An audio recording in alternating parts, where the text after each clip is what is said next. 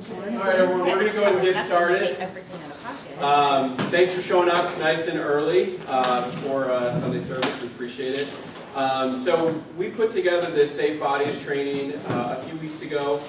We talked about this at the family meeting a little bit, and most of you, I think, are probably aware.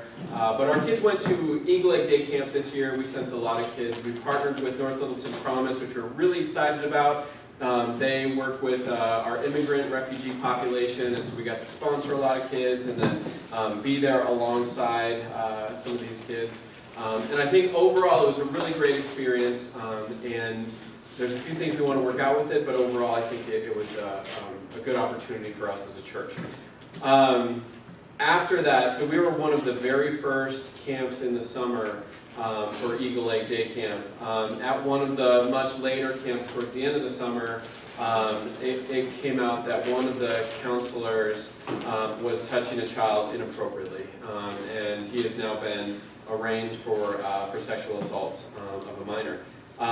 So as we think through this, we don't necessarily have reason to believe that any of our kids were affected individually, but we want to give some resources in how to talk to our kids about safe bodies, how we as a church can best promote best practices around safe bodies, that our kids can be informed, our parents can be informed, our workers can be informed. So we asked Magel. Magel is going to be with us in about a week and a half to do trauma and foster care in our mental health series. She is a counselor at All Health. She's worked with foster care with Project 127, and she's delivered this training at the Village, where many of us were able to attend that one. And so we reached out to her. She was gracious enough to do it on fairly short notice, early in the morning. So I'm going to invite Megan to come on up and lead us at this time. Thank you, Megan. Thank you so much for having me this morning. I'm excited to be here. I always love doing stuff with Sola, and the Gomez family are just great, so I'm very thankful to be here. I'm going to pray real quick, and then we'll get going. God, we are thankful for this opportunity to just lean into you, Lord, that when we think about kids who are sexually abused, it's scary, it's overwhelming. And so, Lord, we just do trust you. We pray that you would give us direction and clarity and peace that passes all understanding. In your Son's name, amen. All right. So I decided, as we were kind of talking about what this would look like, presenting to you all, thinking, maybe some of you had children that attended this camp, or maybe not. Maybe you're just thinking in general, what do we do in case something like this happens? How do we be preventative? How do we check in case we think something has happened? And then how do we follow up? And so I wanted to kind of compile all those things together. And as I did that, I really thought of the two words, hope and resilience. Because we have hope, right? That this isn't something that's going to happen to our children. Right? We want to trust in that. Maybe sometimes we believe a little bit too much, that could never happen to my child, and so that kind of puts us maybe in a place where we need to be a little bit more cautious. But then there's also the piece of resilience, that if there is something that happens to children, that there are ways to follow up with them. I don't know how many of you in the room have had similar kinds of experiences, but if you look at the statistics, they're extremely high for kids who've experienced some kind of sexual abuse. The numbers are pretty astounding. It's about 1 in 5 for boys and even less for girls. And so we know that this is something that happens fairly often. We saw this with the Me Too movement as well. And so as we talk about these things, how many of you know about the Enneagram? Are any of you Enneagram people? Okay, well, you've got the people in the back. It's kind of this personality temperament test, and my personality temperament is a little bit more melancholy, pretty introspective, and so I love the book of Habakkuk, all right? So that's where this first verse comes from. And so what this verse is looking at, though the fig tree does not blossom and there is no fruit on the vines, though the yield of the olive fails and the fields produce no food, though the flock is cut off from the fold and there is no cattle in the stalls, yet we will choose to rejoice in the Lord. I will choose to shout in exultation, victorious God of my salvation. The Lord God is my strength and my source of courage, my invincible army. He has made my feet steady and sure like hinds feet, and makes me walk forward in spiritual confidence on my high places of challenge and responsibility. And I was thinking about this passage and how it pertains to kind of the world that we live in, right? As this first part talks about just the darkness, that things are not going the way that we would like them to go, that there's hardship, that there's kind of the worst case scenario sometimes plays out in our lives. But even in that God is able to be our source of strength, and that He's able to help us to walk on those high places. When you go to the zoo and you see these, billy goats that are kind of climbing up on the mountains, or maybe you see it in real life if you're out hiking, you're able to see that they have the sure footing, even in really difficult, rocky situations.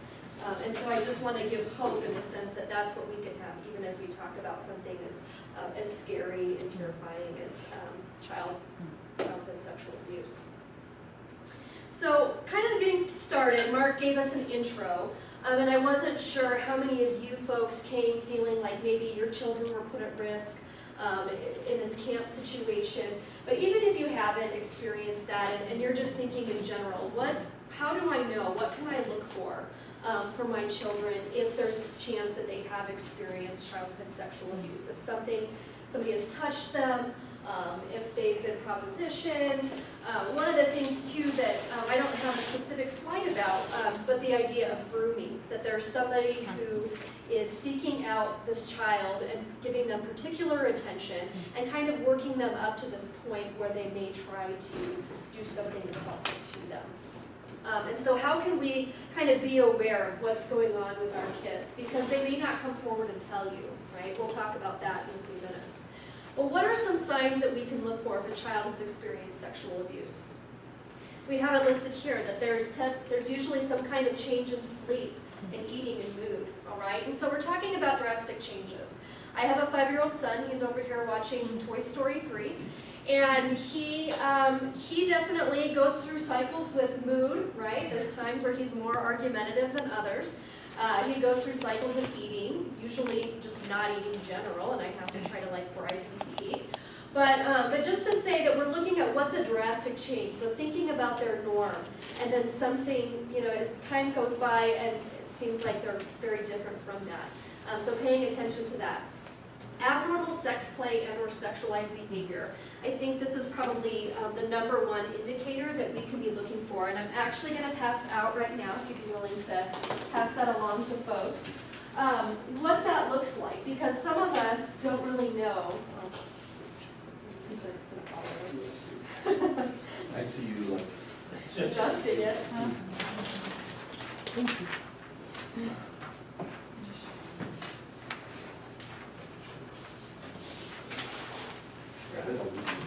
Thank you. So at least it's not leaning backwards. Yes. I'm going to fall apart here. So a lot of us don't really necessarily know what is normal sex play and what is normal sexualized behavior for kids, right? So we're going to go through that in just a few minutes with this handout that's going around. The kids might be demonstrating some more fear, that you can just see that they're more apprehensive, there's a higher level of anxiety. Maybe they're becoming more aggressive, you're sensing more anger from them. Change in view of self really pertains to kids feeling like a lower self-esteem, a lower self-image. Maybe they're feeling dirty or sinful if they're learning that language in Sunday school and at home. That they're really taking note of them being different from other kids and in a negative way. Observing a trigger refers to maybe you're out with your child or grandchild or child that's in your care, and you notice that there's a situation that happens, and maybe it's really subtle, and so it's not something that you necessarily take stock of, but all of a sudden they're having this really strong visceral reaction to it, okay? And I think about this too in terms of body safety, even with my son, when there's a time that he's really adverse to doing something. So he really just does not want to go to school. Okay, that's pretty normal, right? But instead of just passing it off as this normal thing, that I'm really checking in with him about it. Well, what is it about school? And kind of asking those questions. Or even situations like going to my parents' house, right? My parents provide a lot of babysitting for him. And so he'll say, I don't want to go to Nani and Poppy's. And I'll say, well, why don't you want to go to Nani and Poppy's? and kind of look for more information from him. Because sometimes as you pinpoint it, you find out that it's something pretty lame, right? And they're just kind of coming up with some excuse because they're kids and they like to be ornery, right? But I think that it's important that we're asking those questions, because if we're like, oh no, it's fine, it's camp, you're safe there, or these different situations where kids may be feeling unsafe, right? There may be something instinctually in them that knows that this is an unsafe person, they feel uncomfortable with it. And we're telling them, it's fine, don't worry about it, don't talk about, whatever we're saying to kind of shut them down with that, they're going to feel less likely and less able to come and talk to us if it really is something. And they may start minimizing those feelings that they have in themselves, those really important intuitive feelings. So that's part of why we need to kind of be paying attention for what are triggers for kids, what are they saying to us, and how are we following up to try to figure out what's going on with that. Unfortunately, many children don't show signs or symptoms. That they usually, the statistics also show that it's a trusting adult that is the person who then perpetrates. It's very rarely the ice cream man scenario that we kind of play out in our heads. That most likely it's somebody that they know who's in a trusted position. And so because of that, these kids, it may not flag to them that this is a dangerous and bad situation. They may just think this is part of my interaction with this person, or maybe this person has talked to them about not sharing this with other people, and so they're going to try to keep that in and not share it. So again, we go back to that fearfulness of like, well, if we don't have any signs, how do I know? But that's where we trust in resilience, and we trust in the fact that that the Lord is able to bring healing and redemption, and that He'll bring it to light as it needs to be brought to light. That we just need to do our part as parents. So as I mentioned, the next slide is listen, make yourself available. And what I had said there was that we want to make sure that kids know that they can come and talk to us, right? So that we're not shutting them down and kind of minimizing some of their resistance to things, so we are following up with it. That we're creating a space where I think this is a really key thing, that kids know that we are going to be okay if they do tell us, okay? Because a lot of times children may not want to come forward and tell us about something like this because they're afraid we're going to get angry. Maybe they think we're going to get angry with them, right? Because again, this isn't a situation that they completely understand. And maybe it's a secret that they promised to keep. And so they're breaking this secret, and so they think that there's going to be consequences for them. Like I said, with the self-esteem, they may be feeling shame about it. They may be feeling dirty and uncomfortable. And so if we have this kind of emotional response, or if they're anticipating an emotional response from us, then they're going to be less likely to feel like they can come and talk to us about it. So when I say make yourself available, I'm talking about creating those key times where you check in with the child, right? A lot of times it's a good time to do that if you're in the car with them and you're driving, because that way it's not as intense as saying like, all right, every Friday we're going to check in and find out if you guys have experienced any abuse. The abuse, you good? You good? All right. But you're taking time in the car to just listen to them and to check in and see how they're going, how they're doing with things. Or it could be you're doing an activity with them, and again, you're just making yourself available. How are things going with you? And sometimes kids will just say, oh, fine, nothing, and blow it off, and that's fine. You don't have to keep prodding and asking questions. But again, you're setting up this consistent time and this consistent connection and relationships where they know that you're available to talk about something like that. So I want to talk for a few minutes about this typical sexual development. Where did the handouts end up? Okay, perfect. Great. Copy of those. Yes, of course. Thanks. So again, I think I put this little graphic here. Sometimes when I'm doing kind of like heavy PowerPoints, it just feels like there's never an appropriate clip art, This is a parent, okay? So this is how we feel as parents when we talk about sexual development, right? Like, I don't want to think about it, out of sight, out of mind. I don't want to talk to my kid about it, right? I mean, how many of you, if you want to raise your hand, had conversations with your parent about sexual development? Okay, we've got one hand, right? Okay. My parents are in the room, so. You guys should get an applause then for being the only ones who follow through. Because it's a hard conversation to broach. We feel uncomfortable, it's kind of awkward. awkward. But I think that it really is so important, because how are kids going to know what's atypical if they don't know what's typical? How are we going to know in terms of their sexual development what's abnormal if we don't know what's typical? And so I have a cheat sheet for you right here, okay, that you can keep on hand. And we're not going to go through it point by point, but I think that the main gist of it is that there are things that kids do, such as touching genitals for pleasure, sex play with other children, that there are certain things that are typical for children to do. And if we don't know that, then we just try to shut it down. We try not to think about it, right? Or we see it happen and then we become nervous that this is not okay, right? That something must have happened. So it's good for us to know that a lot of these things are typical. What's not typical is when it becomes aggressive sexual behavior, okay? Or if it's beyond what's age appropriate for the child. So here's your cheat sheet to know what's age appropriate. If they're a younger child and they're starting to do things that are in the older section, that's a red flag, okay? Because that means that there's probably someone who's showing them, or they're being exposed to it through media, right? We have access to that quite a bit now too. And so really making sure that your child is within the age range of typical behavior. Also, is it aggressive? Is it something where there's more force to it? Or do you see a coercion piece to it, where there's kind of some manipulation as they're talking about this sex play, or as they're doing this with their friends, or whatever the case may be, that you're catching that seems to be more coercive, that's definitely a concern. So, so I want to make sure that, that's kind of clear to you all.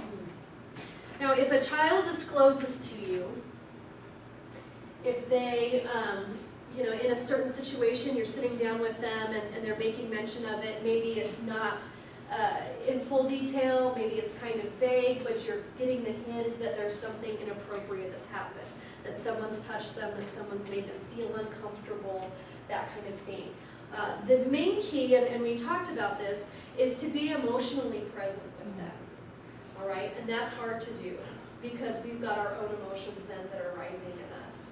But as I said, if we start to demonstrate anger, or you know, even if we kind of start to cry, that our child is going to feel like they need to take care of us, right? They don't want to see us in pain, and so that's going to give them a message that they need to stop, that they need to stop talking to you about that, and that it's not an okay place to do that. And so it really is important to be able to keep on the forefront of your mind that this is about the child. I'm going to have to check my own feelings in a little bit, right? Because that's important. I'm not telling you to stuff it. We're going to get to what you do to take care of yourself. But you need to be trying to be present for your child, and that's first and foremost important. And not to ask too many questions, especially leading questions, because I'm sure that as a child discloses to you, you want to then follow up and find out exactly what happened, who it was, where were they, where did they touch you, all of these different things. Now the complicated thing is that if you are getting specific information from the child, you may be asking them leading questions, where you're suggesting, well, was it on your bottom? Where, was it on your chest? Were you in a bedroom? I mean, you're kind of asking these questions as you're trying to piece this together in your mind and figure out what happened. And that can be leading the child into creating something that didn't actually happen, right?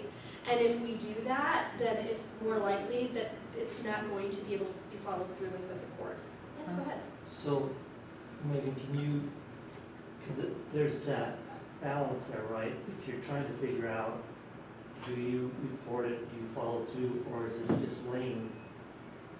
If you don't go through some of those questions, can you just kind of hold that out a little bit for us? Yes. So what that would look like then, a child says, I want to talk to you about something.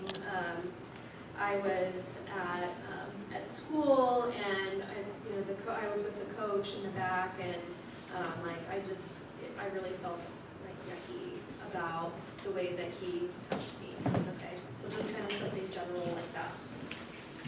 So then you could say, well, I'm really glad that you came and told me about that you felt uncomfortable. Do you want to tell me any more about what happened? And so then that gives them the opportunity to tell you more about what happened. Now, if that's all they give you, that's enough to make a report, okay? So I have listed here the number. It's also very accessible if you look up online, Child Abuse Hotline, Colorado. It will give you this number. It used to be where you'd have to know the specific county that it took place in and call that county, but now it's just a state number, so you can just call the state and they'll figure out who needs to follow up with it. But, I mean, like you said, you want to know more of that information. You'd like to know what were the details that happened, because as you're making a report, it feels better to kind of know what that background information is. But again, it gets into a place where you could be asking questions that are then leading them in a certain direction, especially because we're emotionally charged, right, as we're talking to them.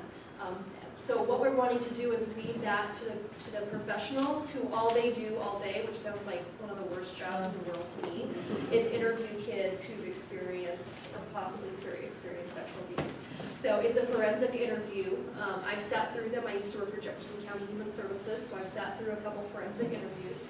And so they actually have, like, per whatever county you live in, they've got a nice, up in Jefferson County, it's called Ralston House. It's a nice little house that's very well decorated. You come in with your child. The child goes back with a forensic interviewer who then asks them a series of questions. You know, again, they're professionally trained to know what are the kinds of questions that they can ask that would not lead to things being thrown out in court. Okay. Also, it's recorded, so that way they can play it back and have that information be used again. A lot of times they also have a police officer there as well, so that way the police will know how to follow through. And so I recommend that. It's also free of charge. If they determine that your child has experienced sexual abuse, or there's in some way they've been victimized, then you can at that point be receiving victims comp for further services, and they'll get you all set up with that. So it's really an incredible resource that I think a lot of people don't know about. So just so you know, there will be somebody that can follow up and get more of that information without you having to be the one who does it. So your primary goal then is just to thank them for sharing that, be empathetic with them as they're experiencing emotion. If you want to check in with them and say, well, how did you feel when that happened? Or how was it for you to come and talk to me about it? I'm really glad you came and talked to me, but how did you feel, when you were thinking about coming and talking to me? So really just focusing on them and their emotions, how they're processing it, as opposed to what are the details of that situation. Does that answer that question? I know it's... So own your own stuff. Again, I think so many things with parenting, some is less about the child and more about us in some ways in terms of how we're responding to things, right? So if we're somebody who has experienced some form of sexual assault or an uncomfortable situation that we can recall, that when we hear a child bringing this up, it can trigger our stuff from our past. And then we get into a space where we're projecting then onto our child what we experienced. Or we could be projecting onto our child what our greatest fears about that situation might be, when that's not actually what happened to them. So it is really important then that we're paying attention to what it is that happened to us, and that we're trying to, in our minds, in the moment, which is really hard, which is being a parent, compartmentalize our own stuff and focus on our kids. I think in terms of owning our own stuff, once this happens, if this comes out and comes forward to you, that I would suggest that you look into some individual counseling. Or if you'd like to do couples counseling and go and process it with your significant other, I think that that might be a good idea as well, because you are going to have a lot of emotions about this. And so to be able to do that in a place where the child isn't going to be impacted by that, I think would be really, really important. We mentioned comfort level with discussing topic of sex with kids, just generally sex with kids, that we need to be practicing being comfortable with that, so that way if a child does disclose to us, we're not squirming around, right? That we're able to kind of get through that conversation with them. That we're checking our expectations for our kids. So if a child does come forward and disclose to you, what are your expectations for them to be? Do you think that they're going to emotionally fall apart, and so you're kind of like walking on eggshells around them and treating them differently? Are you expecting them to quickly move through the situation? And so again, then you're putting different kinds of pressure on them. So again, that's getting yourself as a parent to this place where you're able to say, like, I'm going to let this be what it is. I'm going to try to navigate this with my child. I'm still going to hold them accountable for different things, but understand that the child has experienced something traumatic, and so that's going to play out through different behaviors that might be challenging. It could also be another warning sign is kind of regression in developmental milestones, right? So it could go back to bedwetting or thumb sucking, those kind of soothing themes or things from earlier stages that are coming back up, and you're revisiting them because of the way that they're trying to process, and they're being overwhelmed by their emotions. Also taking time to laugh, that we still want to try to have a normal life, a normal experience, right? So we're not going to be just trying to cheer them up and, getting them to laugh all the time, but that we're going to try to return to normal as much as we possibly can, that we're going to still have fun. And that's part of bringing in that resiliency to them, that we're showing them that life will go on, that healing can happen, that we do have hope in that as well. So as we talk about what's next, I think that one of the important things, and Mark mentioned this, is talking a little bit more about body safety, and how do we prepare kids in the future if it hasn't happened to them, if they haven't experienced anything in regards to sexual abuse, that we want to teach them beforehand so that way they can be more prepared, we can be more prepared and proactive in this. So I brought a couple of resources because it is awkward to talk to your children.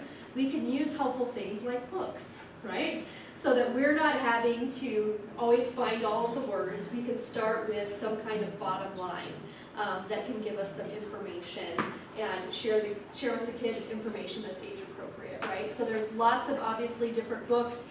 I always like going online and kind of doing a preliminary search. Sometimes then you can go to YouTube and they'll read the book to you, so you can see before you buy it online, is this something that's actually a good fit for us? You can also try to go through the library, search the library to see if they have the book, so again, you can check it out, so you're not getting a collection of all of these books that you're never going to use. That's me, I'm cheap, so that's kind of my route. So actually, I think that this is one that I checked out from the library and then decided that I was going to add to my personal collection. So Amazing You, this is one that you can go through with kids, just kind of giving them terminology and an understanding of their bodies. Now, this is an awkward thing to do, as we showed with our little clip art person who was freaking out a little bit, right? We're afraid of what questions it's going to bring up for them, how we're going to answer them. Is this too much information for my child? Well, when I started getting into learning more about body safety, I wasn't really in the camp of we really need to teach our kids the technical anatomical words for everything, right? I mean, if the child discloses and says, so-and-so touched my pee-pee, they're going to know what he's talking about, right? So I kind of felt like maybe it's not the most important thing. But as I learned more about body safety training, I learned that the reason that we teach kids, the anatomical terms, so for boys about their penis, the girls about their vagina, all those different things, is so that way, if there is somebody who is trying to perpetrate on them, the child knows what the terms are, and that's going to deter the perpetrator from perpetrating on them. Because they know this child is trained, this child knows what he's talking about, or what she's talking about, and so they would be more likely to disclose that to an adult, and that person would get in trouble for perpetrating. So that's actually, and that to me is worth it. I'm like, okay, I'll tell them penis, because that's worth it to me. If that keeps somebody from touching it, then I'll tell them that's what it is. So, with my son, he's 5, as I said. And so, for some of it, I felt like it wasn't really important for him to know. I didn't feel like he really needed to get into the ins and outs of what goes on with a little girl. And I also, I think, skipped over, how a baby's made. I'm like, we're not quite there yet. I think we can hold off for another few years before we're there. But I did kind of go through the pages with him about his body and talking to him about the different parts that he has. Another resource that I think is helpful, this is Paddy Fitzgerald, if you'd like to write her name down and Google her. She's got some other books and materials, and she's great. I reached out to her personally as I was doing this research, and she was phenomenal. She actually sent me books for free and told me to use whatever she had because she wanted to get the word out, which I was very impressed by. So this book is called Super Duper Safety School, and it just goes through some different body safety rules for kids to know. So one of the big ones is being the boss of your body, okay? And so by being the boss of your body, you're telling your kids that, yeah, there's adults who are bosses of you, right? That you need to listen and obey your parents and your teachers, but ultimately, you're the boss of your body. So that means if someone, tries to touch you in a way that gives you, they call it an uh-oh feeling, that you can tell them, like, no, I'm the boss of my body, all right? And so this is an interesting concept. I don't know where you all stand, and we're going to have some discussion time, and so I would love to hear if there's any kind of like, I don't know if I can buy this. Because I know that as I've used this, there's been pushback from me because people say, well, this kid's going to just use that all the time and say, I'm the boss of my body, I don't have to do anything. And you can ask Mark, my son is fairly opinionated and fairly independent, but he actually hasn't thrown this one back at me. That, if there's times where he doesn't feel like giving me a hug, if there's times he doesn't feel like giving my parents a hug, because he's the boss of his body, that's okay. That I'm not going to force him to go give somebody a hug if he doesn't feel comfortable with it. And so what we're trying to teach our kids at a young age is this concept of consent, right? And we know that this is a really important topic. It's always been an important topic. Thankfully now it's coming to light a little bit more as we're talking about how do people verbalize, advocate for themselves if they feel uncomfortable. And not only that, but then how do people respond to that and respect that, right? So I use it right back at my son. I don't want you to punch me in the head, okay? I'm the boss of my body, I don't want you to, right? That sounds crazy, but that's actually consent. So, and again, the idea is teaching them about this uh-oh feeling or this yucky feeling, because it may not feel like bad touch, right? We talk about good touch, we talk about bad touch. But in a grooming situation where there's somebody who is, putting their arm around the kid or giving them a hug or, telling them, come give me a hug, and the kid doesn't want to, but it's not bad. At that point, it's not a bad touch. But the kids, because God's given us this innate sense of safety, they don't feel comfortable with it. So there is this uh-oh kind of adverse feeling that they have, and we want them to keep that because that's an important thing for us all to have is that intuition of safety, and then the ability to communicate about that feeling of safety that we have. Real So, quick, yeah, of course. I think I'm tracking with you everything that we're working through. One of the things that Jenny and I have been working with recently is we want to continue to do this with our kids, but with what we're trying to do with our MC and reaching out to the least of these people who are in really bad situations and things like that, we want to teach them to love people, because there are people that I still get that uh-oh feeling about, but I'm called to love these people. Are there resources or tracks that you have used in training kids to still understand that, but then help them to understand a higher calling of being safe and loving people who seem to be unlovable?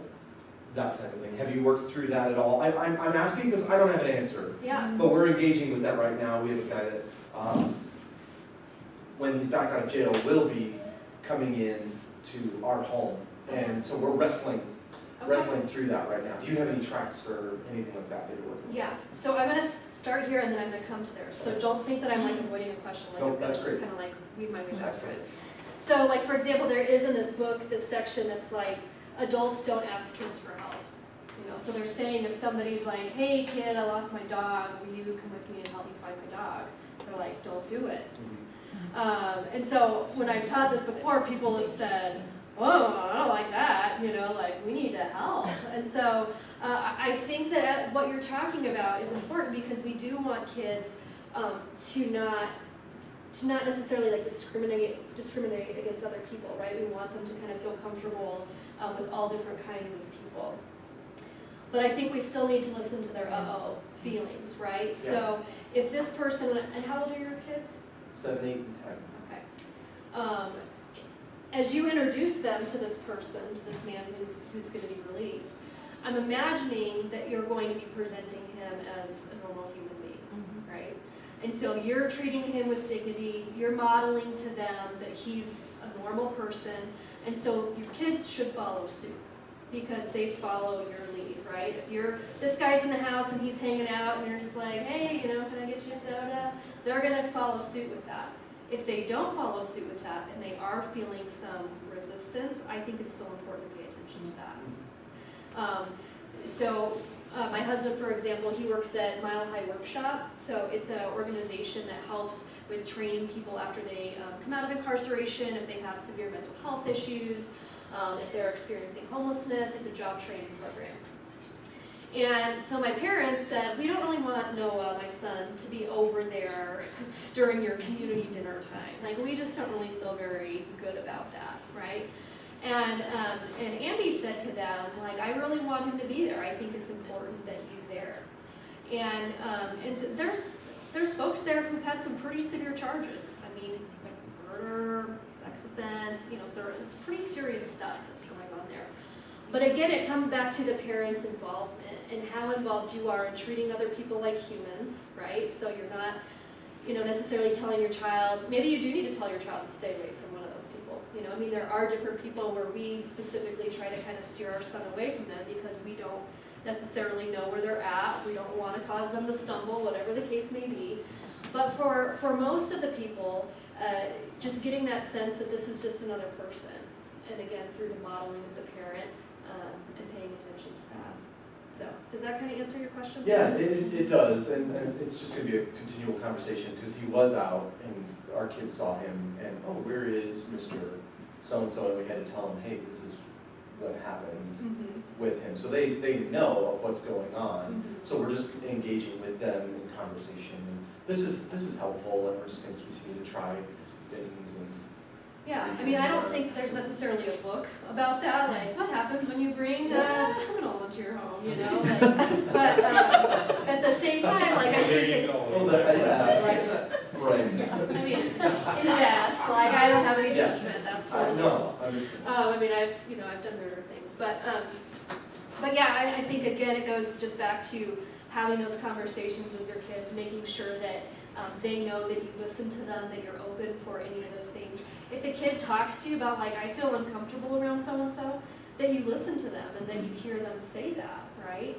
Because we don't want to continue, again, as we're talking about consent, we don't want to force them into situations where they continue to feel uncomfortable. We want them to know that their voice is important and that they need to be paying attention to that themselves. So I hope that was helpful. Yes. Yeah. Jess. I think this is hard in faith communities, especially, and I think that's why a lot of abuse happens in faith communities, because like we teach our children to be family and to love each other and to have this sense of community, but then we don't respect when they're like, I don't want to give so and so a hug. Well, he comes to our house every week and he's our family, So I think this is really challenging in faith communities.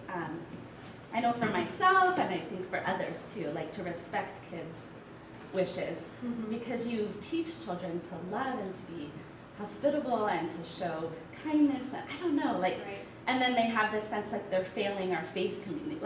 There's a spiritual thing going on too, Because sometimes people have lack of affection, and so in hearing about that, I know we really want to encourage affection, affection, because a lot of people haven't specifically felt loved, especially what we're targeting as our church, to reach out to. So really, I think that's. I was thinking the same thing. That could be very true because I know we probably err more on the side of we are going to make ourselves uncomfortable so that other people are comfortable, right? And our kids pick up on that ear from us, so they're like, well, I gotta make myself uncomfortable. I guess I'm just gonna sacrifice myself, even if I don't feel good about this, so this is what I have to do. And I think it's a question comes in. Is that where the why? Because you said that earlier. Right. Yeah. The why. Yeah. It's different to say if a child shows a pattern of shy, don't want to reach out at all, or a specific. You know what I'm saying? If there's a specific, I don't want to. Well, why is that? So I think that's, at least it helps take a step in between. Right, instead of Not just kind of shutting all the doors, Right. okay, you never have to reach out, you never have to. But at the same time, as Jess said, yeah, we have had a problem in history, not just in certain kinds of churches, but all the churches Yeah. of covering. Yes. So it's just, we have to work through both. It's Yeah. not a either or, I think it's both and. It's holding it both. And, Yeah. and I think it's important to remember, like, our kids aren't on the leading edge of mission for our church, right? Yeah, So they are being trained and developed, and they are like at the trailing edge of this, where they don't have the skills and resources available to them to really do effective work with, with difficult communities. And so just making sure we're not asking more of them than they're prepared to do. And body safety is one of those. Yeah. Yeah. To like hold adults' emotions, right? Yeah. Whether it's our emotions, whether it's the emotions of people that we're serving, we're teaching them to be kind and respectful. I say you can be angry but not disrespectful, right? And so how do we help them kind of navigate then, what do I do when I feel uncomfortable? Like, you can come and talk to me afterwards, like you can be kind to this person and then come and share your concerns with me. So there's still that respect piece. I'm not saying throw all that out. And even teaching ways to be affectionate without like physical affection, maybe. Like if you don't feel comfortable giving so-and-so a hug, that's okay. But how are you going to show him that he's valuable and you love him? Yeah, Like can you eye look him in the contact. eye when you talk to him and, show respect and, stuff like that. Right. I think an added dimension is in a faith community being patient with people that have experienced sexual abuse. Yeah. Because, talk about emotional involvement, it's just off the charts. If you suspect something and, it's almost like all of that comes back, and just being patient with each other as far as, somebody's comfort level, even with things that, you do with their children or whatever, because it's, kind of adds that huge dimension. Yeah. Again, as we're trying to be compassionate to others, if that's our kind of mission or goal, that we have to weigh that out and how that plays out with our kids, how that plays out with other parents who've experienced something similar to that. That we do have to pay attention to all of those different things. That's really good. Yeah, and I know that this also kind of flies in the face of some traditional parenting, right? So I teach trust-based relational intervention. It's called TBRI.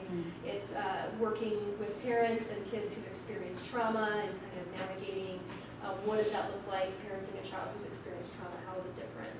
And so I've had a lot of pushback with that because, because there are a lot of things that are kind of counter to maybe the way that we were brought up. Or the ways that we've been raising our children, right? To where it's like, you do as I say, like, very much so, you give them a hug, that's how you show respect. And so, again, this is kind of a paradigm shift because we're looking at how do we listen, like how can we respond effectively? How can we give children a voice? Again, this is that delicate balance you were talking about. How can we give children a voice without giving them all of the control in the household to where they run the ship, right? And it's a very fine dance. I can't say that I've mastered it. If you spend time around me and my son, you'll see I haven't mastered that. But it's a dance that we're willing to engage, right? One of the things I was talking to some people about not too long ago was just saying, well, why do we have to do things differently than the way that we've done them before? Things were working fine. But then we talk about, well, what about the people who are marginalized, the people who are incarcerated, the people who are, homeless and really without resources, and folks, most of those people in those populations have experienced something like this, right? And they weren't necessarily heard. And so we know that it actually does have lasting consequences for people. It can lead to something as serious as, ending up kind of in a different kind of lifestyle, or it could just be a person that I meet with at All Health who is holding down a job but has serious difficulty with trust and self-esteem because they weren't able to share what happened to them and they weren't listened to in the ways that they needed to be. So there really is a lot of importance to this, even though I know for some people it might feel like catering in a way that's pushing them a little bit out of their comfort zone. I did bring a couple of other books. I know that now people just like take pictures of books and then go and look them up, so I brought them in case you want to take pictures of the covers or actually look through them. But this one is Protecting and Parenting Children Who've Been Sexually Abused. It's pretty easy to read, as you can see. The print is pretty big, which I always appreciate, right? It's not quite as daunting, and so that's nice. There's also off limits, and so Feather Burkhauer, she's actually local, and she teaches like an 6 or 8 hour training on parenting safe children.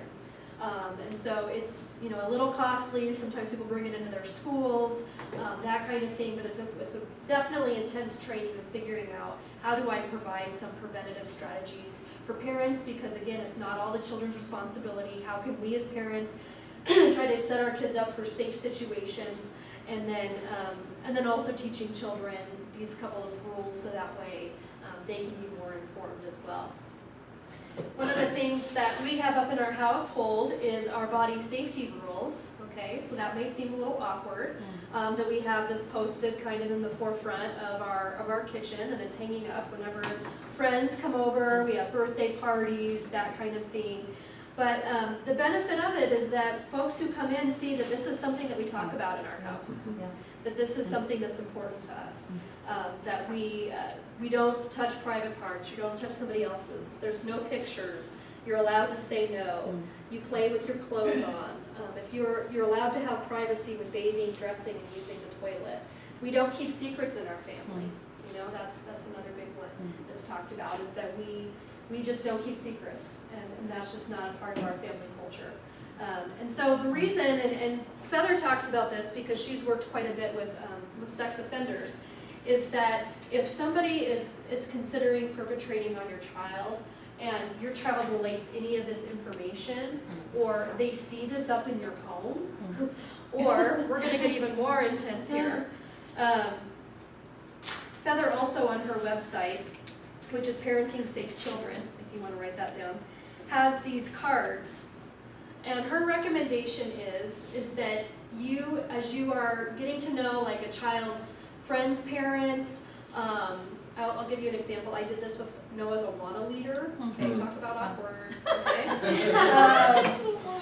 he's like this, you know, younger guy. He's like in his 20s, and I'm like, so we practice body safety in our house. And he's like, I'm not gonna do anything, right?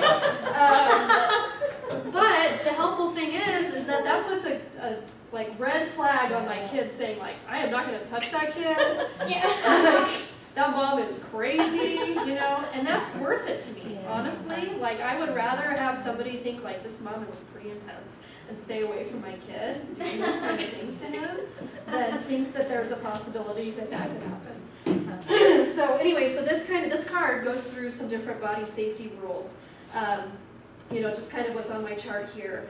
And really, you can present this in a way, too, of just saying, you know, it's such a high number out there in terms of statistics, and so we're just, you know, creating networks of safety for our kids. And so if you're, you know, interested in learning more, like you can, you know, join our community, whatever. So you can try to like make it sound, you know, as benign as you want. But anyway, so I'm going to leave these up here if you'd like to take a look at them. I know when we did this training at the village, Sola had purchased cards and kind of let people take home a card. And so anyways, they're really cheap. I think it's like $15 and you get like all of these cards. So until your kid's like in high school, right? Passing out these bad boys. Thanks to their boyfriends. That's right. That's the worst idea, right? That'd be awkward. But again, it's like the reason we don't do these things that are so important is because it's awkward for us, right? So as we're talking about checking our feelings and our emotions, what is it worth to us? You know, is it worth having an awkward conversation with your child if that will help prevent them from experiencing something like that? Is it worth having an awkward conversation with another mom from the school when your kid wants to go over there?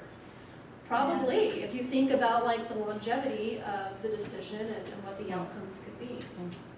So it's just kind of, again, trying to figure out what you're willing to do and what kind of place you're going to put yourself in. I have a question. Yes, of course. So, my daughter is 10. Is it, I know it's not too late, but is it too late to start doing things like posting body safety rules in our home, or? I think now is a great time, right? Because as she's starting to go through puberty, she's starting to develop other kids. I mean, especially with the way that, sex and sexual things are talked about in schools, and that it hasn't happened already, it's going to be happening very soon for her. And so I think for her to start getting that knowledge and knowing that you're a safe person that she can talk to about that, I think that now's a great time.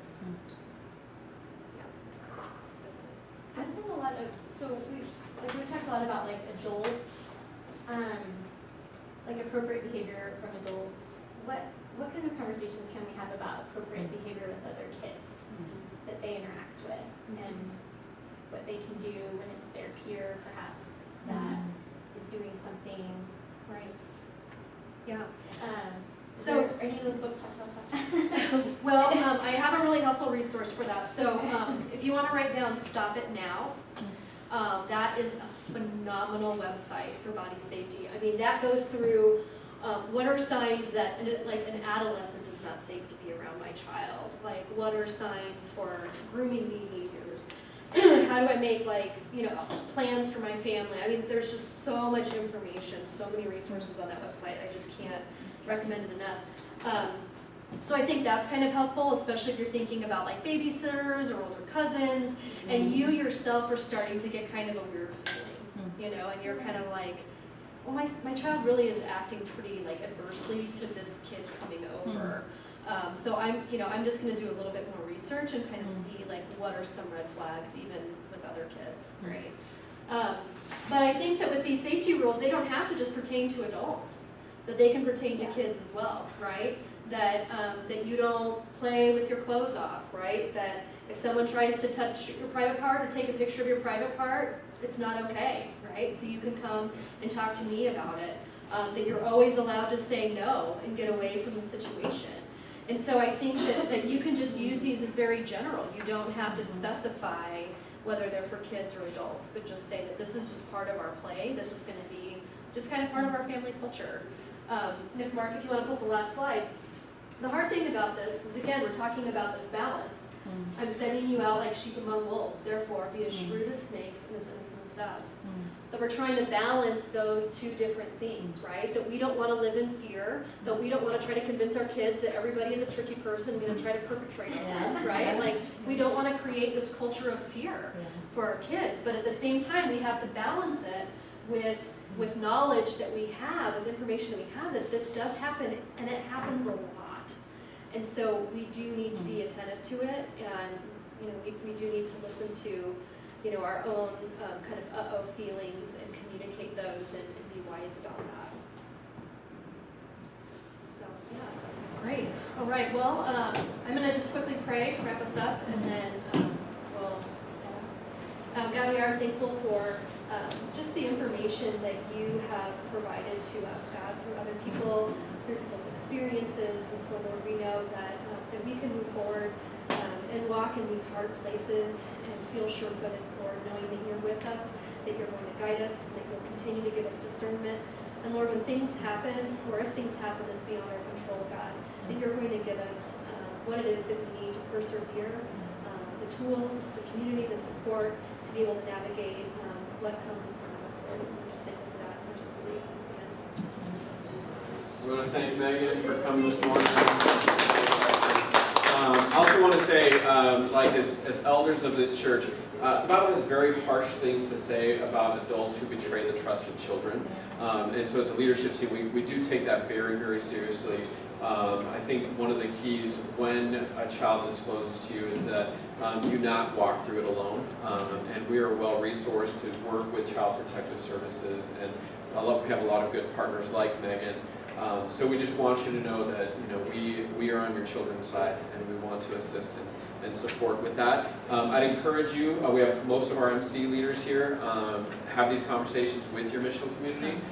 Make it a normal thing, so you're not isolating like the one guy who's, that it's like everybody is having this conversation, and then, everybody is kind of on the same page with that, so that they have that understanding. They're not weirded out when your kid doesn't want to give them a hug and you're not forcing them to, right? So it's a cultural thing that we want to continue to develop. And if you have any further questions, please reach out to any of the elders, any of your MC leaders. We'd be happy to help out. So, and Barb does have my information if you'd like to follow up with any questions for me as well.